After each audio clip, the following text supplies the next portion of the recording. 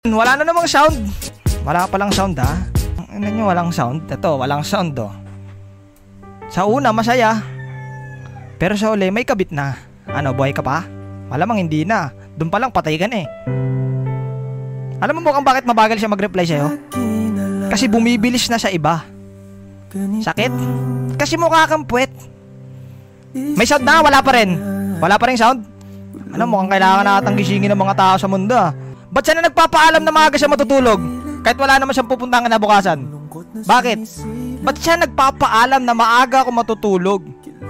Bakit niya sinasabi na, "Love, tulog na ako ah"? Hindi ka ba na nagtataka?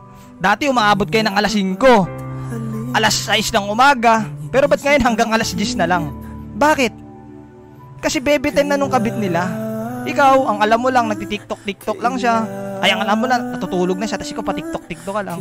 Ang hindi mo alam, pinagpapalit ka na, boss. Bakit?